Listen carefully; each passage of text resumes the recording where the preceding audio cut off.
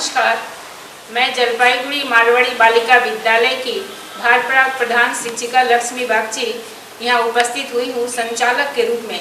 जलपाईगुड़ी जिला समग्र शिक्षा मिशन का ई लर्निंग एक प्रयास है जो हम सभी जानते हैं कि वैश्विक महामारी कोरोना से हम सभी त्रस्त हैं और लॉकडाउन के चलते सभी विद्यालय बंद हैं, विद्यार्थी सभी घरों में हैं। तो हिंदी माध्यम के विद्यार्थियों के लिए समग्र शिक्षा मिशन जलपाईगुड़ी का यह प्रयास सराहनीय है।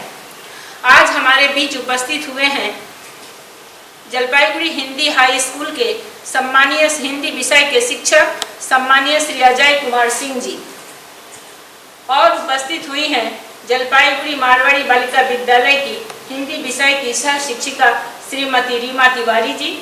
वे लोग आज यहाँ पढ़ाएंगे राष्ट्रकवि रामधारी सिंह दिनकर द्वारा लिखित कविता मनुष्य और सत, जो आप सबों के लिए बहुत उपकारी रहेगा और आने वाले माध्यमिक सत्र की 2021 के लिए यह काफ़ी सराहनीय रहेगा।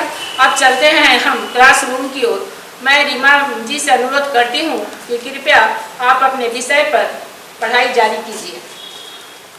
धन्यवाद मैडम, और धन्यवाद यहाँ सभी उपस्थित मनुष्यगणों को जिन्होंने ऐसी सुविधा हमें दी कि हम अपने बच्चों तक शिक्षा पहुँचा सके और उन्हें किसी प्रकार की कोई असुविधा ना हो, जिसके लिए हम लोग इसके माध्यम से उन्हें कुछ सहायता प्रदान करें। तो जैसा कि कह दिया मैडम जी ने कि हम लोग आज शुरू करने वाले हैं राष्ट्रकवि रामधारी सिंह दिनकर जी द्वारा रचित कविता मनुष्य और सर्प। राष्ट्रकवि रामधारी सिंह दिनकर जी के बारे में कहने की तो शायद आवश्यकता नहीं, क्योंकि उनके परिचय किसी की मोहताज नहीं है। लेकिन चूंकि हम पाठ आज शुरू करने वाले हैं और उनके द्वारा ही रचित है, तो उनके बारे में संक्षिप्त जीवनी जान लेना, उनकी साहित्यिक परिचय और जीवन परिचय हमारे लिए आवश्यक है और प्रेरणादायक भी। रामधारी सिंह दिनकर जी का जन्म 30 सितंबर 1908 में मुंगेर जिले के सिमरिया ग्राम में हुआ था। उनके पिता का नाम राम सिंह था, रवि सिंह था और माता जी का नाम मनरूप देवी था। जब वो 2 साल के थे तब उनके पिताजी का देहांत हो गया और उनका पालन पोषण उनकी माता जी ने ही किया। प्रारंभिक शिक्षा उन्होंने गांव के पाठशाला से ही प्राप्त किया और हाई स्कूल की पढ़ाई मोकामा घाट हाई स्कूल से उत्तीर्ण की। उसके बाद उन्होंने हिंदी में सर्वाधिक अंक प्राप्त करने के कारण उन्हें भूदेव स्वर्ण पदक से नवाजा भी गया। साथ ही साथ दिनकर जी राज्यसभा के सदस्य भी रहे और भागलपुर विश्वविद्यालय के उपकुलपति भी रहे और सबसे सम्मानीय बात कि उन्हें पद्म भूषण अलंकार से भी नवाजा गया। ये तो उनकी जीवनी थी। साथ में उनकी साहित्यिक रूप से भी थोड़ा सा दृष्टिपात करें तो प्रतिभा जिसके अंदर हो वो जानने और खोजने की आवश्यकता नहीं, वो शुरू से ही कहीं ना कहीं किसी न किसी रूप में दिखाई दे ही जाती है। बचपन से ही उन्हें कविता के इतना शौक था और मैट्रिक तक आते आते अमिताभ नाम के उपनाम से उनकी कई सारी रचनाएं छपी। साथ ही साथ उनकी कविता की जो स्वर थी वह था सौंदर्य, प्रेम, राष्ट्रवाद, प्राकृतिक चित्रण, साथ ही साथ भारतीय संस्कृति का अतीत के गुणगान और क्रांतिकारी भावनाएं, जो कि उनके लगभग हर कविताओं में किसी न किसी रूप में हमें देखने को मिलता ही है। उनकी काव्य कृतियां हैं रेणुका, हुंकार, रश्मिरथी, रसवंती, उर्वशी, कुरुक्षेत्र, हारे के हरिनाम, नील कुसुम इत्यादि, जिसमें उर्वशी के लिए उन्हें ज्ञानपीठ पुरस्कार से भी नवाजा गया था। तो ये इनका जीवन परिचय रहा। अब आते हैं इनकी कविता मनुष्य और सर्प पे। जैसा कि आपको नाम से ही पता चल रहा है मनुष्य और सर्प, तो आपको शायद विस्तृत रूप से बताने की आवश्यकता नहीं कि यहाँ पे एक मनुष्य और एक सर्प के बारे में कवि कविता के माध्यम से बताना चाहते हैं। मैं आपको इस कविता का पहले थोड़ा सा संदर्भ बता दूं कि अतीत से लेकर वर्तमान तक जो परिस्थितियां बनी है उन सारी चीजों को कवि ने इस कविता के माध्यम से बताया है।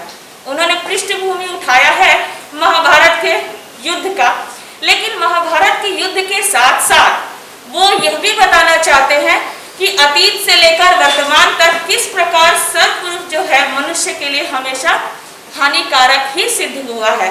आप सभी जानते हैं कि सांप के बारे में भी कहा जाता है कि जिस थाली में खाता है उस थाली में ही छेद करता है। तो यहाँ की पृष्ठभूमि है कुरुक्षेत्र का जो महाभारत का युद्ध हो रहा था।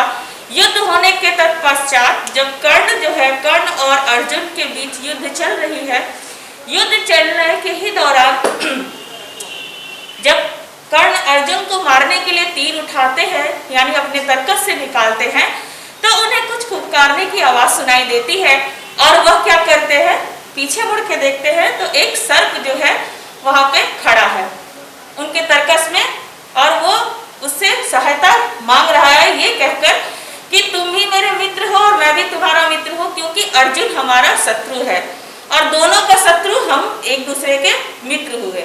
तो वो कहता है कि अगर तुम मेरी सहायता लो तो मैं तुम्हें अर्जुन को हराने में सहायक सिद्ध हो सकता हूँ। पर कर्ण जो है मानवतावादी व्यक्तित्व का भरपूर उदाहरण मान सकते हैं। ये कह सकते हैं कि मनुष्यत्व उसके अंदर थी, भले वो दुश्मन था लेकिन अपने पौरुष पर, अपने बल पर उसे पूर्ण विश्वास था, जिस कारण से वह एक सर्प की सहायता मांगना तुच्छ समझता था। ये इस कविता का एक छोटा सा संदर्भ है। जो बाकी मूल कविता है उसमें कवि ये कहते हैं कि महाभारत के युद्ध के दौरान कर्ण अर्जुन के युद्ध में सर्प आकर कर्ण की सहायता करना चाहता है और कर्ण जो है वो उसे नहीं लेना चाहता। इस चीज को ही यहाँ पे कर्ण ने मनुष्य यानी कर्ण और सर्प यानी अश्वसेन, इन दोनों के वार्तालाप के द्वारा पूरी कविता को बताने की चेष्टा की है। तो हम शुरू करेंगे मनुष्य और सर्प। उम्मीद करते हैं कि इतनी आपको समझ में आई होगी। पहले ही है, चल रहा महाभारत का रण, जल रहा धरित्री का सुहाग, कूट कुरुक्षेत्र में खेल रही नर के भीतर की कुटिल आग, बाजियों गजों की लोथों में गिर रहे मनुष्य के छिन्न अंग, बह रहा चतुष्पर और द्विपद का रुधिर मिश्र हो एक संग। यहाँ पे पहले ही आपको कहा था कि यहाँ पे युद्ध भूमि है किसकी, महाभारत की, और कुछ शब्द है जिसका शब्दार्थ मैं बता दूं आपको समझने में जिससे सुविधा हो।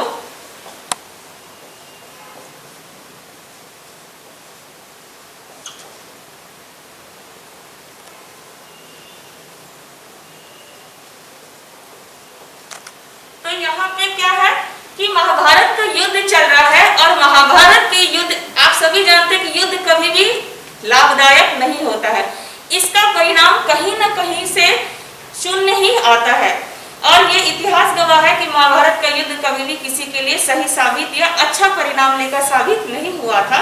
तो यहाँ पे पहले ही कवि कहते हैं कि महाभारत का जो रण है, युद्ध है, वो चल रहा है, धरती का जो सुहाग वो पूर्ण रूप से जल रही है और कुरुक्षेत्र में खेल रहे यानी मनुष्य जो है एक दूसरे के लिए कुटिल कपट, छल कपट लेकर अपने अंदर की जो ज्वाला है उसे जागृत करके एक दूसरे को मारने में ही लगे हुए हैं। कोई किसी की सुनने के लिए तैयार नहीं है। बाजियों गजों की लोथों में गिर रहे मनुष्य के छिद्र, बाजियों मतलब घोड़े,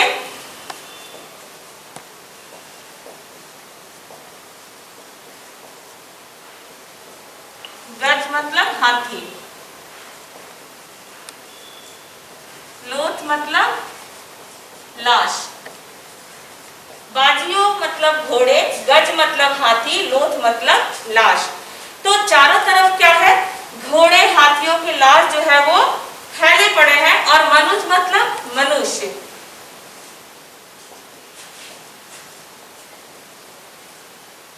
तो घोड़े हाथी मनुष्य के जो अलग अलग अंग है वो चारों तरफ फैले हुए हैं।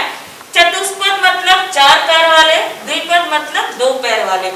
तो कौन इंसान का लाश है, कौन सा जानवर का लाश है, ये भी किसी को स्पष्ट रूप से समझ में नहीं आ रही है। चारों तरफ जो है लाशों की लाइन लगी हुई है और साथ ही साथ खून जो है वो बहता हुआ दिखाई दे रहा है। रुधिर मिश्र हो एक संग, रुधिर मतलब खून। तो गत्वर गहरे सुगर सुधर भूदर से लिए रक्त रंजित शरीर थे, दूज रहे कौते कर्ण छन छन करते गर्जन गंभीर। गत्वर मतलब तीव्र गति से, तो गत्वर मतलब तीव्र गति, गौरे मतलब लाल, सुधर मतलब सुंदर और भूदर मतलब पर्वत। लिए रक्त रंजित शरीर मतलब चारों तरफ जो है खून की नदियां इस तरीके से बह रही कि प्रकृति जो है वह भी रक्त रंजित दिखाई दे रही है। थे जूझ रहे कौते कर्ण छन छन करते गर्जन गंभीर। कौते यहाँ किसके लिए उपयोग हुआ है? कौते यहाँ अर्जुन के लिए उपयोग हुआ है। कौते मतलब कुंती के पुत्र। दोनों रण कुशल धनुर्धर नर, दोनों संबल दोनों समर, दोनों पर दोनों की अमोघ थी विशिक दृष्टि हो रही व्यर्थ। दोनों धनुर्धर यानी धनुष चलाने में निपुण, दोनों इतने निपुण थे, अपने शक्ति के अनुसार अपने बल से दोनों सामर्थ्य थे, पुरुष शक्तिशाली थे। दोनों पर दोनों की अमोघ मतलब अचूक।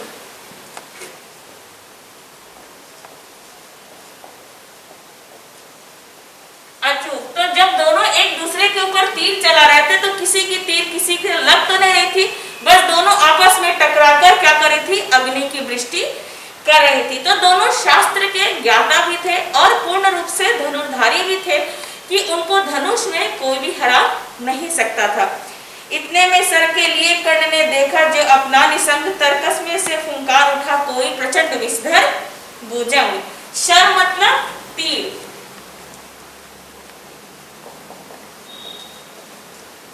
और निशंग मतलब तर्कस।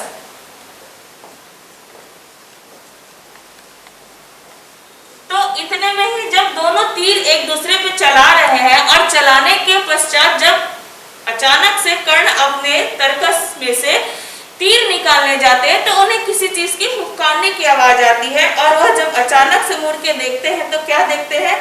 कोई प्रचंड विषधर मतलब विषैला, भुजंग मतलब सांप।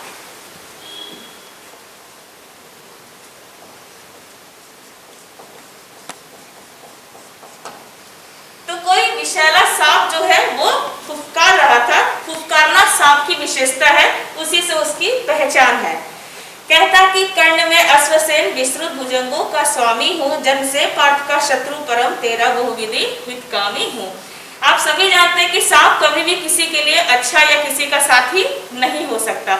आपने बहुत सारी कहानियां पढ़ी होगी कि सांप को इंसान पालते तो जरूर है, पर जब उसको अपनी सुविधा उसे प्राप्त नहीं होती तो किसी न किसी रूप में उसे डस ही लेता है।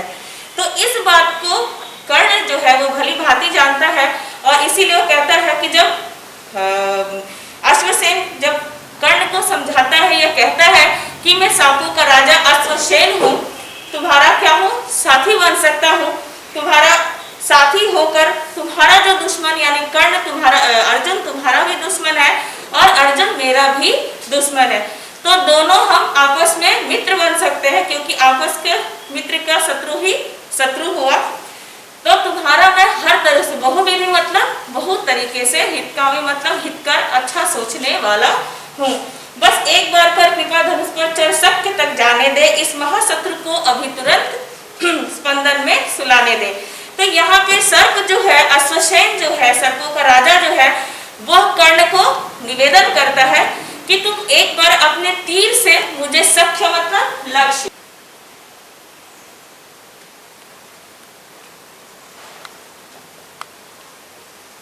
सख्य मतलब लक्ष्य, तो तुम अगर अपने तीर के द्वारा मुझे मेरे लक्ष्य तक पहुंचा दो तो मैं क्या होगा, जो हम दोनों का शत्रु है और अर्जुन जो है उसे मैं एक बार चिर निद्रा में सुला सकता हूँ। किसके द्वारा? अपने विष के द्वारा, क्योंकि सर्प का एकमात्र हथियार उसका विष ही होता है। कर वमन करा जीवन भर का संचित प्रतिशोध उतारूंगा, तू मुझे सहारा दे बढ़कर मैं अभी पार्थ को मारूंगा। वमन मतलब उगलना।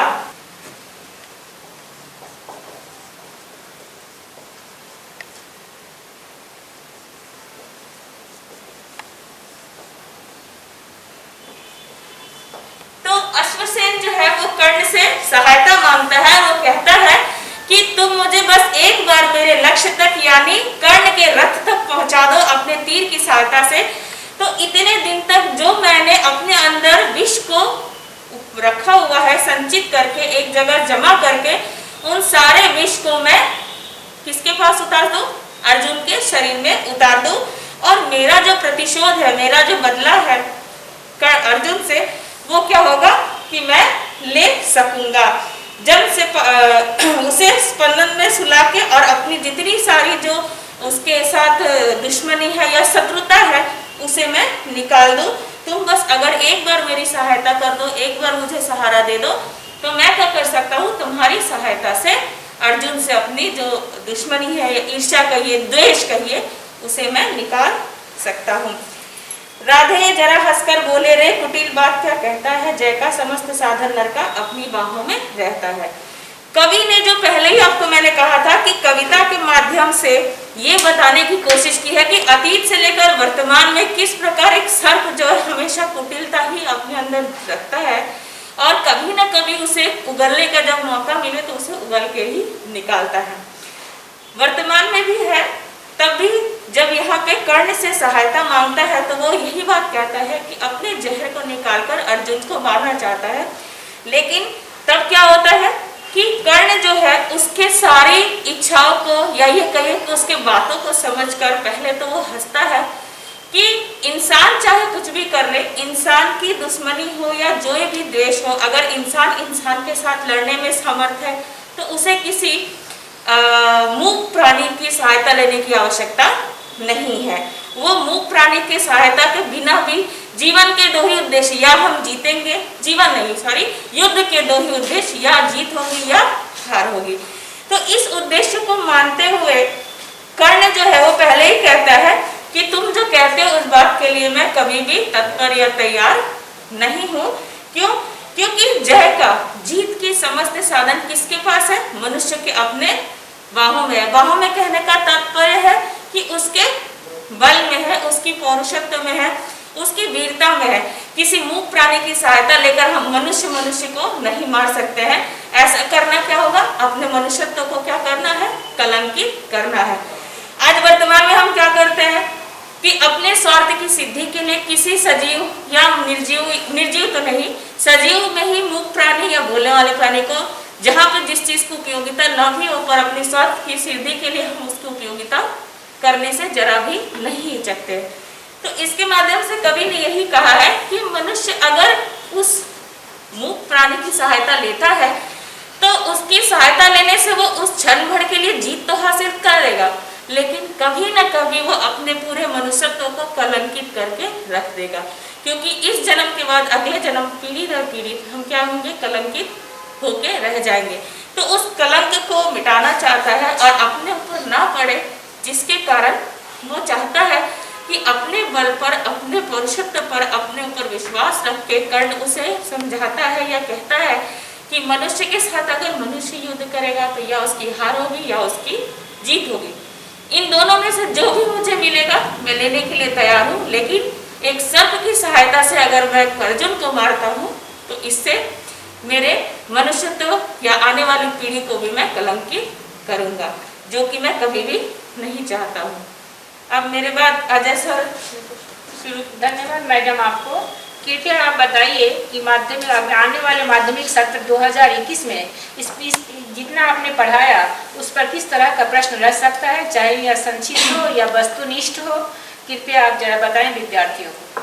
देखिए यहाँ पे माध्यमिक में कई तरीके से प्रश्न आते हैं। पहले आते हैं लघुत्तरीय प्रश्न, फिर आते हैं संक्षिप्त प्रश्न उत्तर, फिर व्याख्यात्मक और फिर अंत में विस्तृत। तो लघुत्तरीय प्रश्न मल्टीपल चॉइस जिसका आप कह सकते हैं, उसमें आता है जैसे लेखक पर कवि परिचय से आ सकता है कि कवि का जन्म कब हुआ, उनकी प्रारंभिक उन्होंने जो रचनाएं लिखी है उनकी काव्य कृतियां क्या क्या है, या उन्हें किस काव्य कृति पर ज्ञानपीठ पुरस्कार मिला, या किस गद्य रचना पर उन्हें साहित्य अकादमी मिली। या उसके साथ आता है कि यहाँ पे संक्षिप्त प्रश्न उत्तर की अश्वसेन कौन था, फिर आता है कि कर्ण ने अश्वसेन की सहायता क्यों नहीं ली, या अश्वसेन का शत्रु कौन था। तो इस तरीके के संक्षिप्त प्रश्न एक एक नंबर के आते हैं, और कुछ आते हैं 3 नंबर के छोटे से व्याख्यामूलक, जैसे 2 पंक्ति उठा के दे दिए जाते हैं। मान लीजिए यहाँ पे जैसे है कि कहता कि कर्ण में अश्वसेन विस्तृत भुजंगों का स्वामी हूँ, जन से पार्थ का शत्रु परम तेरा बहुविधि हितकामी हूँ। तो इसमें प्रश्न आता है कि प्रस्तुत पंक्ति के कवि कौन है, या कविता का नाम क्या है, एक एक नंबर का। और फिर आता है कि प्रस्तुत पंक्ति का भाव स्पष्ट कीजिए या आशय स्पष्ट कीजिए। तो उस तरीके से जितना नंबर दिया हो उसके हिसाब से उसको करना पड़ता है। अच्छा, अगर आशा स्पष्ट करना पड़े तो बच्चे कर सकते हैं? हाँ, इसको करना अगर आता है कि प्रस्तुत कविता किसके द्वारा रचित है, तो प्रस्तुत कविता राष्ट्रकवि रामधारी सिंह दिनकर जी द्वारा रचित है। फिर कविता का नाम क्या है, तो मनुष्य और सत। और प्रस्तुत पंक्ति में आशय यह है कि कवि यह बताना चाहते हैं आश्वासन के द्वारा कि वह कर्ण की सहायता लेकर अपने दुश्मन अर्जुन को मारना चाहता है। अगर वो उसकी सहायता कर दे तो वो बहुत तरह से उसका हितकारी हो सकता है। ठीक है, धन्यवाद मैडम आपको। आपने तो शब्दार्थ बता ही दिया, तो चलिए अब हम अजय सिंह सर के पास चलते हैं और बाकी अंशों विस्तृत रूप से विद्यार्थियों को बताएंगे।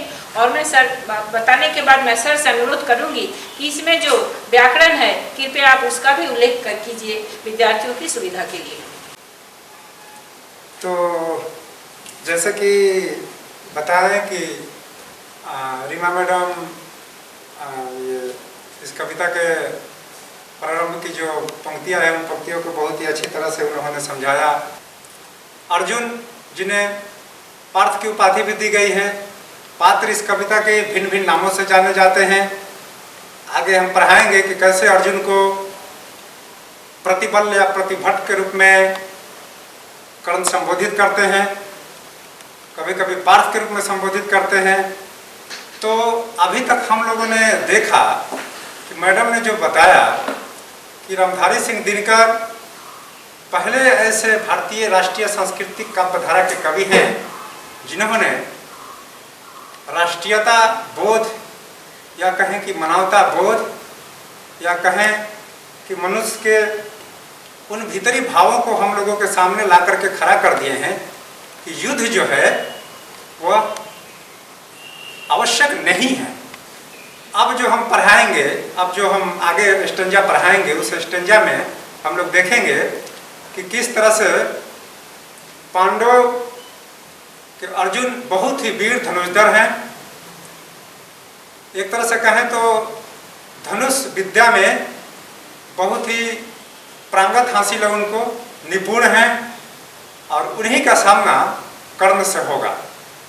कर्ण सूर्यपुत्र हैं। हालांकि ये बात छुपी नहीं है कि कर्ण उन पांचों पांडवों के सर्वश्रेष्ठ भाई थे, किंतु पांचों भाई नहीं जानते थे कि कर्ण हमारा ही श्रेष्ठ भ्राता है। फिर भी इतना तो हम जरूर ही जानते हैं कि इस कविता में अब जो हम लोग पढ़ेंगे उसमें कर्ण की बातों को ही पढ़ेंगे, क्योंकि अश्वसेन ने अपनी बातें कह दी हैं। कैसे कर्ण को सहायता करेगा, कर्ण ने उसकी बातों को ठुकरा दिया है। अब कर्ण अर्जुन से लड़ने के लिए अर्थात महाभारत के युद्ध कैसे कर्ण और अर्जुन के बीच में होगा, और कर्ण ये अपने बाहुबल से ये प्रतिष्ठित कर चुका है कि हमें किसी कीमत पे अर्जुन को इस युद्ध में हराना है। कि राधे जरा हंसकर बोला, राधे कर्ण का ही उपनाम है। हमने बताया कि कैसे एक एक पात्र भिन्न भिन्न उपनामों से संबोधित किए जा रहे हैं। अर्थात ये दिनकर जी की एक कला है, साहित्यिक कला है कि एक पात्रों को भिन्न भिन्न नामों से वो संबोधित करते हैं, ताकि हम ये भी समझ पाएं, हमारे बच्चे ये भी समझ पाएं कि एक पात्र कई नामों से पुकारा जाता है। तो यहाँ पे हम लोग देखें कि कर्ण जो है राधे के नाम से आया, मैडम ने बताया कौंते पुत्र के नाम से आया, अर्थात कुंती पुत्र से आया। अब यहाँ पे राधे के नाम से आया है। वो खुद जानता भी था कि मैं राधे हूँ, वो तो जानता नहीं था कि मैं कुंती का पुत्र हूँ, लेकिन यहाँ पे कवि कौंते पुत्र अर्थात कुंती के पुत्र के नाम से उल्लेख किए हैं, लेकिन वह राधे भी था। इस तरह से राधे जरा हंसकर बोला, रे कुटिल बात क्या कहता है। जब वो अश्वसेन सहायता के लिए कहता है कर्ण को, तो कर्ण की हंसी आ जाती है और वो कहते हैं कि रे कुटिल, रे निर्दयी, तो क्या बात कहता है, मैं तेरी मदद लूंगा, मुझे जीतना है पांडवों से युद्ध और मैं सूर्यपुत्र धनुषधर हूं, तो मैं तुम्हारी क्यों मदद लूं, तुम्हारी मदद की मुझे आवश्यकता नहीं है। उसकी बातों को सुन करके कर्ण को हंसी आ जाती है और हंस करके बोलते हैं, कुटिल कह देते हैं। कुटिल निर्दयी, जिसके पास कोई आत्मा ही नहीं है, आत्माहीन व्यक्ति है, ऐसे ही कुटिल शब्द का प्रयोग कर देते हैं। रे शब्द का प्रयोग दूसरे को ताना मारने के लिए, नीच दिखाने के लिए रे शब्द का प्रयोग किया जाता है। बात क्या कहता है, क्या बात तुम करते हो आश्वासन, मैं तुम्हारी सहायता लूं, मैं तुम्हारी हरगिज सहायता नहीं लूंगा। जय का समस्त साधन नर का अपनी बाहों में रहता है। कर्ण कहता है, राधे कहते हैं कि देखो जय जो होती है, जय जो होता है, विजय जो होती है, वो नर के समस्त बाहों में है। नर चाहे तो विजित हो सकता है, नर चाहे तो पराजित हो सकता है। मैं विजित हूँ, मैं पराजित हूँगा, लेकिन मैं तुम्हारी मदद नहीं लूंगा।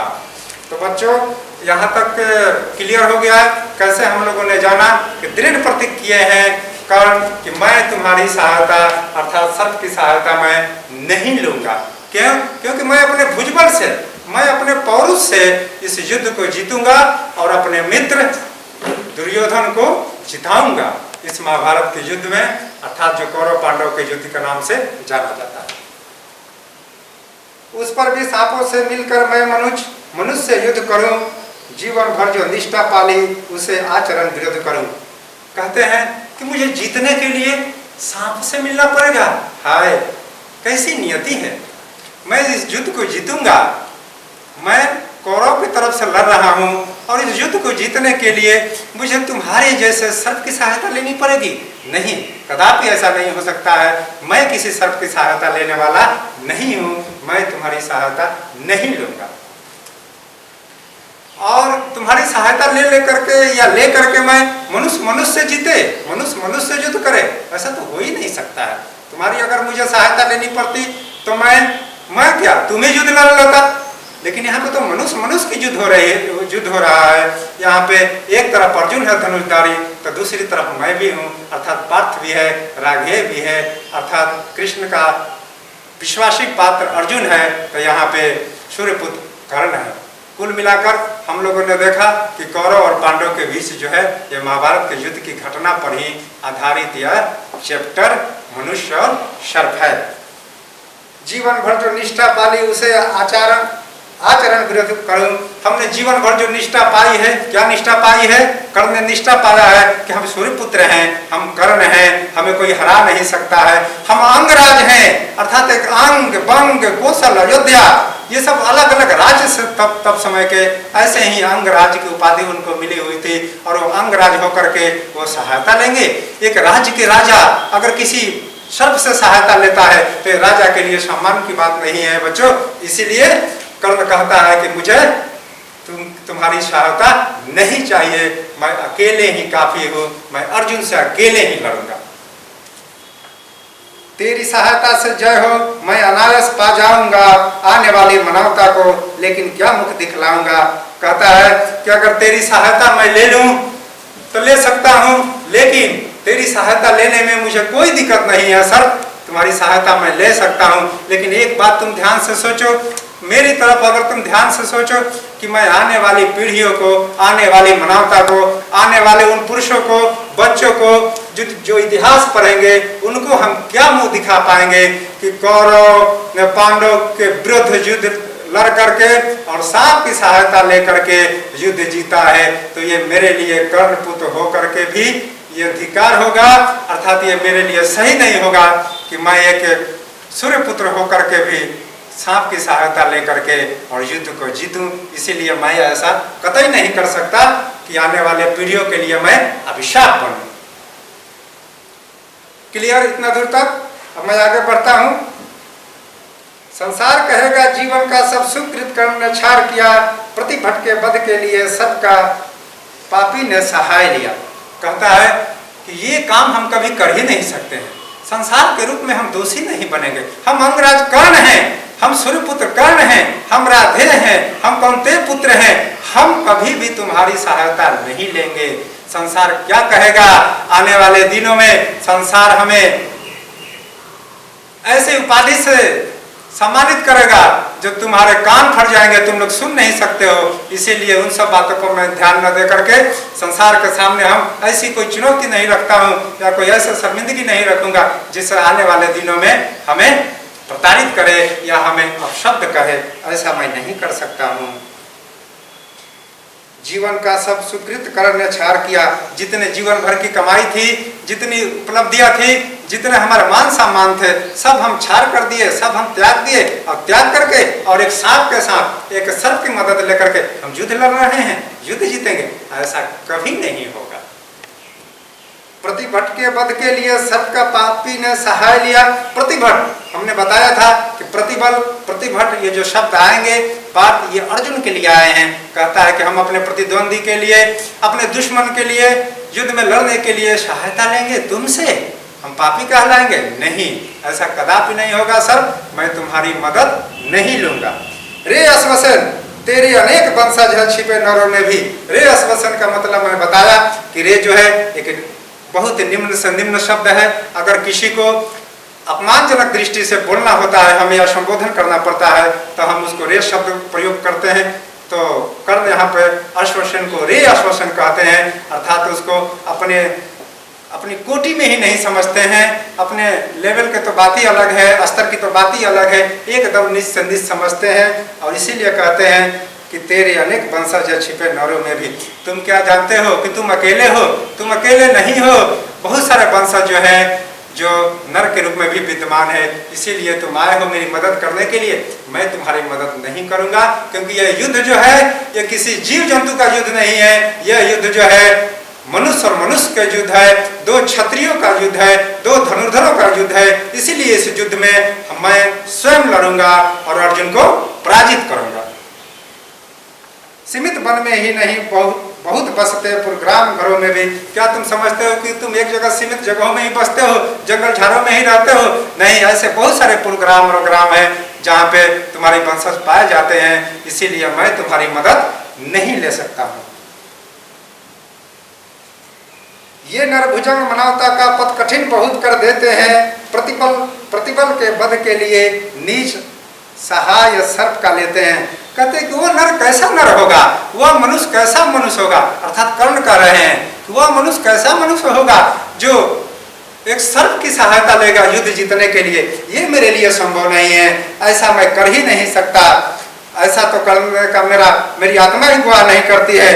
अब प्रतिबल अर्थात हमारा जो दुश्मन है, जो मेरा प्रतिद्वंदी है, उसके वध करने के लिए नीच सहाय सर्प कर ले।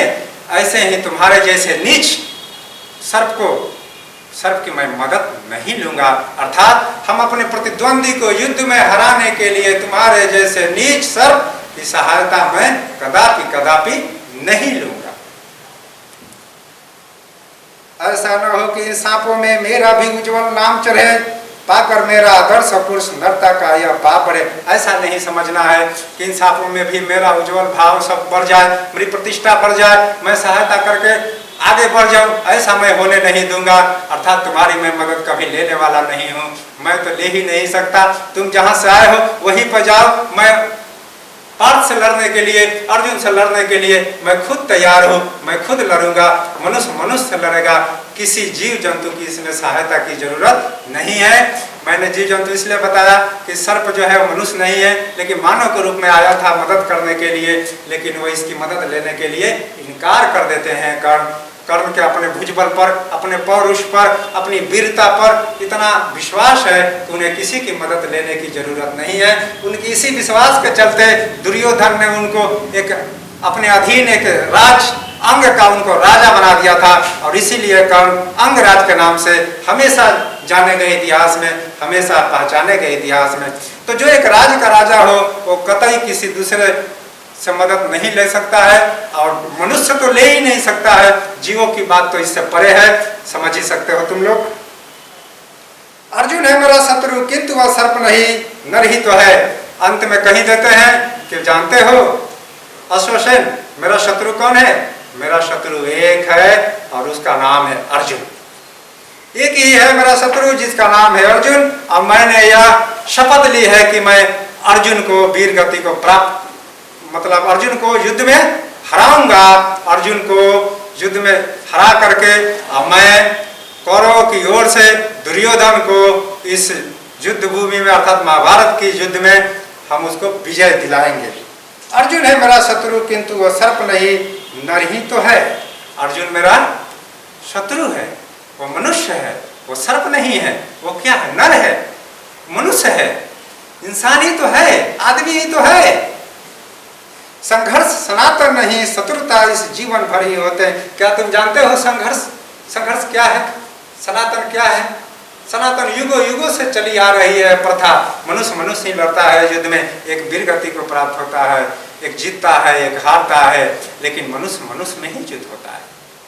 लड़ाई दो प्रतिद्वंदियों के बीच ही होती है, उसमें किसी तीसरे की मदद लेना, वैसे भी किसी जीव का मदद लेना, वह भी एक सर्प का मदद लेना मेरे लिए तो संभव नहीं है। इसीलिए कहते हैं कर्ण कि मेरा जो प्रतिद्वंदी है वह मेरा अर्जुन है, मुझे अर्जुन से ही युद्ध लड़ना है, लड़ाई लड़नी है। इसके लिए चाहे जितना संघर्ष करना पड़े मैं संघर्ष करूंगा।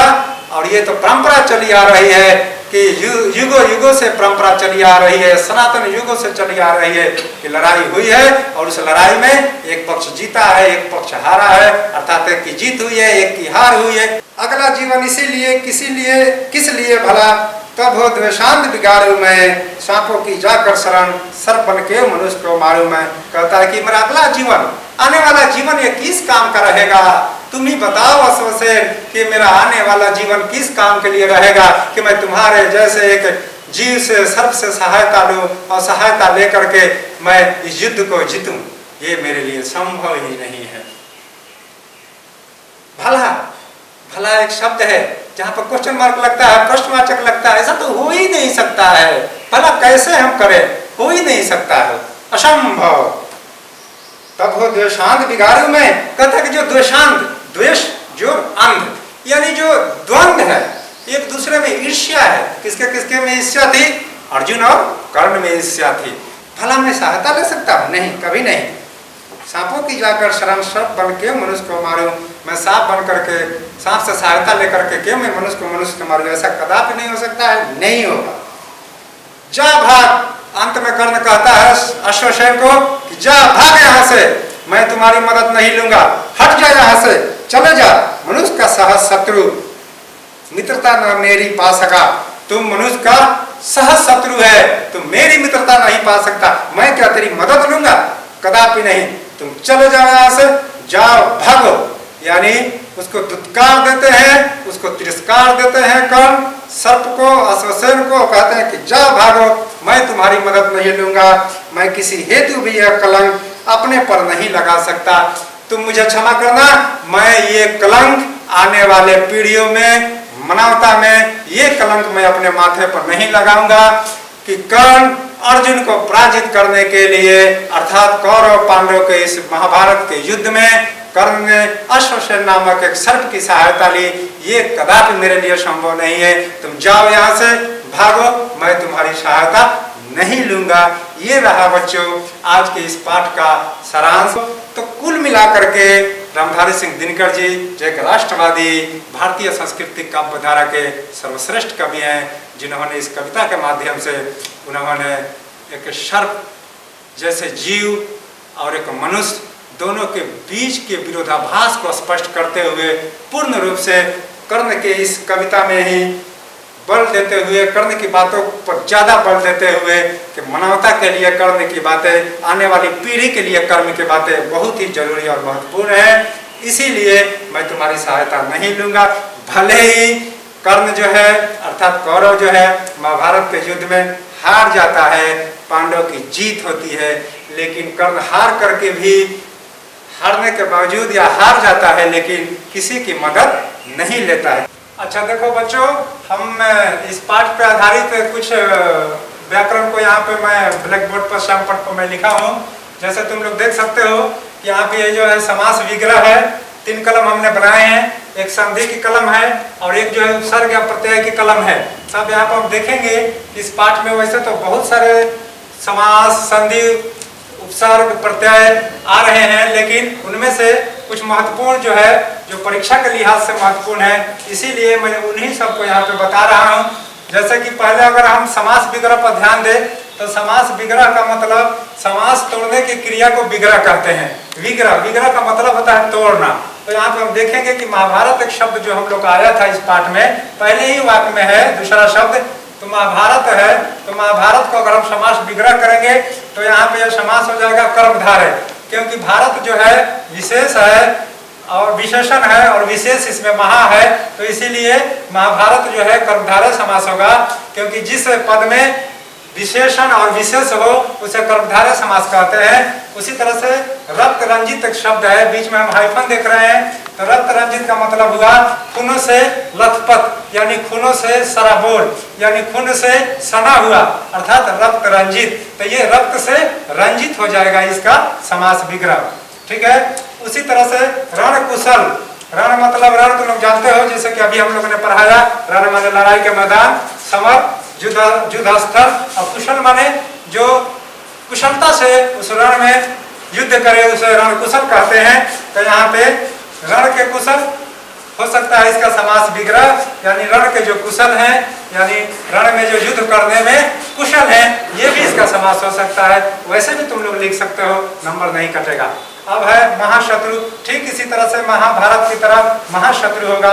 शत्रु जो है विशेषण है और महा जो है विशेष है, अर्थात विशेषण और विशेष दोनों को मिलने से कर्मधारय समास हुआ, तो ये महाशत्रु हुआ, ठीक है। अब आते हैं संधि की ओर। संधि में देखते हैं कि यहाँ पे प्रतिशोध है, तो प्रति एक अलग शब्द है और शोध जो है अलग है।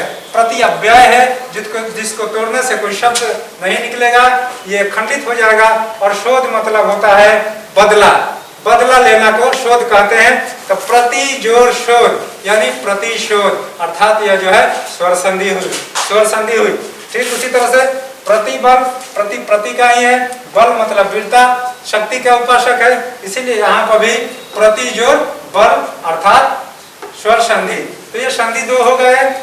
अब चलते हैं उपसर्ग और प्रत्यय की ओर। तो हम देखते हैं कि यहाँ पे आचरण है, तो उपसर्ग प्रत्यय में थोड़ा तुम लोग को समझना पड़ेगा बच्चों कि वे शब्द जिनके पूर्व में ऐसे अक्षर या शब्द लगे रहते हैं वो उपसर्ग कहलाते हैं, और जिन शब्दों के अंत में शब्द या ऐसे अक्षर लगे रहते हैं जो भावपूर्ण शब्द को गरिमा को लाते हैं, भाव को पूरा बदल देते हैं, ऐसे शब्दों में उपसर्ग और प्रत्यय होते हैं। यानी सीधे सीधे साधारण भाषा में समझे कि उपसर्ग शब्द के पहले रहता है और प्रत्यय शब्द के बाद में रहता है। तो वहां पे देखते हैं आचरण, अर्थात चरण एक शब्द है, पूर्ण शब्द है जिसमें आ लगा हुआ है, तो आचरण हुआ। तो आ जो हुआ ये आ, ये उप हुआ अर्थात ये उपसर्ग हुआ, आचरण हो गया, चरण ये शब्द हो गया। इसी तरह से सहायता एक शब्द है, तो इसमें देखते हैं कि ता लगा हुआ है। ताब जैसे कि हम बताए थे कि अंत में जब ता आए तो प्रत्यय होगा। तो यहाँ पे चूंकि सहायता में सहायक जोड़ता होगा, सहाय जोड़ता नहीं होगा, सहायक जोड़ता, इसीलिए यहाँ पे ता प्रत्यय हो गया इस शब्द में। मानवता में मानव जोड़ता, अर्थात मानव हम लोग जानते हैं, हम लोग मानव हैं, मानव समुदाय है, मनुष्य आदमी है, इसीलिए मानव जोड़ता, तो इसमें ता जो हो गया प्रत्यय हो गया। अर्थात अभी तक इन दो शब्दों में ता प्रत्यय निकला, पहले में आ उपसर्ग निकला। प्रतिबल, यहाँ पर प्रति अभी हम बताए थे कि प्रतिशोध जो है, प्रति जो है एक अव्यय है, तो अव्यय को खंडित नहीं किया जा सकता, इसीलिए प्रति जो है उपसर्ग है और बल जो है शक्ति शब्द है, अर्थात बल में प्रतिबल लग गया तो प्रतिबल हो गया, अर्थात प्रतिद्वंदी हो गया। अनायस, अनायस में देखते हैं अ जो है एक उपसर्ग है और नायस, तो इसलिए अगर इसको छांटेंगे तो अ को अलग कर देंगे, अनायस को शब्द बना देंगे यानी अनायस। तो कुल मिलाकर के मैं समास विग्रह, संधि, उपसर्ग और प्रत्यय तुम लोगों को बताया, और तुम लोगों को विशेष कुछ पूछना होगा, जानना होगा, तो तुम लोग को बाद में एक नंबर दिया जाएगा, उस पर तुम लोग कांटेक्ट करोगे और इन शब्दों को और जो शब्द हैं इस कविता में उन शब्दों को तुम लोग पढ़ोगे और घर पर प्रैक्टिस करोगे, अभ्यास करोगे, और जो असुविधा होगी हम लोगों से पूछोगे, हमें मैडम है फोन नंबर दिया जाएगा तुम लोगों को। धन्यवाद अजय सर, इतने अच्छे तरीके से बाकी के पाठ को पूर्ण करने के लिए और सबसे महत्वपूर्ण व्याकरण भाग को इतने स्पष्ट रूप से समझाने के लिए, जिससे कि बच्चों को किसी तरीके से व्याकरणिक कमियां या असुविधाएं नहीं होंगी।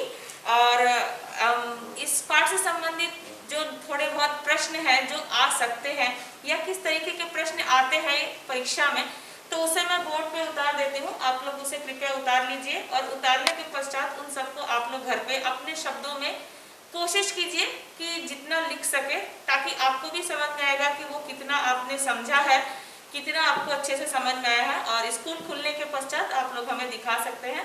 तो जो सारी त्रुटियां रहेंगी या कमियां दिखाई देंगी, हम उसे अपने तरीके से आपको सुधार देंगे। तो मैं कुछ प्रश्नों को उतार देती हूँ, आप लोग उन सारे प्रश्नों को लिख लीजिए।